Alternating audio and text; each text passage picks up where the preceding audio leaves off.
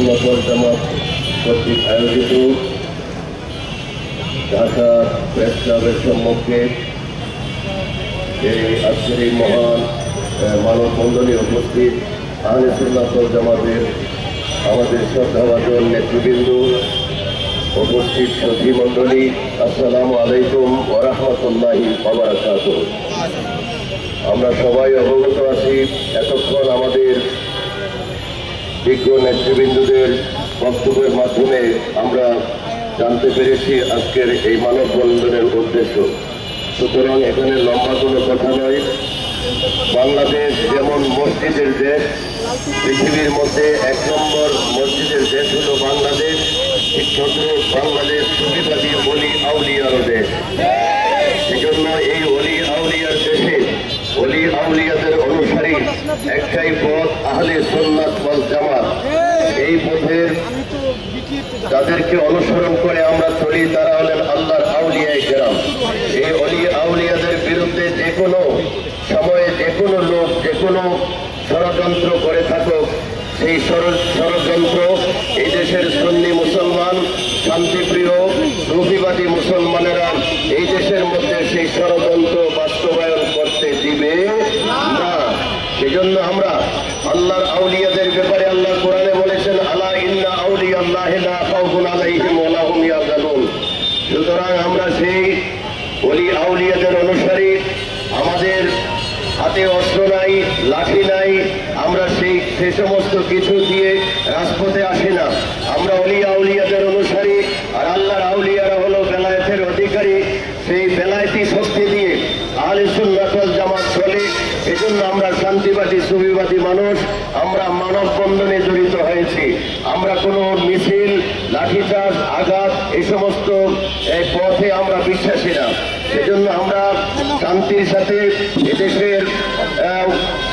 দেশের পরিচালনার দায়িত্বে যারা রয়েছেন তাদের উদ্দেশ্যে আমরা বলছি, এই ওলি আউলিয়াদের বিরুদ্ধে যাতে কোনো ষড়যন্ত্র এই দেশে করতে না পারে, আপনারা সেই দিকে বিবেচনা করে কাজ করবেন। আর আমরা দেখেছি মদিনাতুল মুনাওয়ারায় দয়াল নবীজির রওজা শরীফ, সেটাকে স্থানান্তরিত করা হয় নাই, মসজিদকে সম্প্রসারণ করা হয়েছে। ছোট্ট মসজিদ ছিল মসজিদে নববী, এটা আজকে লক্ষ লক্ষ মানুষ নামাজ পড়ার মসজিদ হয়েছে। সেখানে নবীজির রওজা স্থানান্তরিত করার কোনো পরিবর্তন করার সাহস হয় নাই। আবার আমরা দেখেছি ইরাকে গৌসে পাক আব্দুল কাদের জিলানী রাদিয়াল্লাহু তাআলা আনহু রওজার পাশে ছোট্ট একটা মসজিদ ছিল, সেটাকে আজকে লক্ষ লক্ষ মানুষের নামাজ পড়তে পারার মতো মসজিদ বৃহত্তর অনেক বড় করা হয়েছে, কিন্তু রওজা শরীফের উপর কোনো আঘাত তারা আনতে দেয় নাই। সুতরাং আমরাও আজকে যে কোনো ওলি আল্লাহ ষড়যন্ত্রমূলক হোক, মসজিদ বা অন্য কোনো কারণে মাজার স্থানান্তরিত করার নামে ওলি আউলিয়াদের উপর আঘাত, সেটাও আমরা মেনে নিতে পারি না। ইনশাআল্লাহ যতক্ষণ দেহে আমাদের রক্ত আছে, যতক্ষণ আমাদের অন্তরে ঈমান আছে, ততদিন আমরা শান্তির সাথে আমরা ইনশাআল্লাহ প্রতিবাদ করে যাব। আল্লাহ তাআলা বলেছেন, ওয়া মান ইউআযযিম শাআইরাল্লাহ ফাইন্নাহা মিন তাকওয়াল কুলুব। আল্লাহর নিদর্শনগুলোকে যারা ইজ্জত করে তারাই হলো মুত্তাকি, আল্লাহর প্রিয় বান্দা। আল্লাহর আউলিয়াদের রওজাও মিন শাআইরিল্লাহ, আল্লাহর নিদর্শন সমূহের মধ্যে একটা নিদর্শন। সেই জন্য সেগুলার হেফাজতের দায়িত্ব যেরকম আমাদের, এবং এই দেশের সরকারেরও সেগুলাকে হেফাজত করার দায়িত্ব রয়েছে।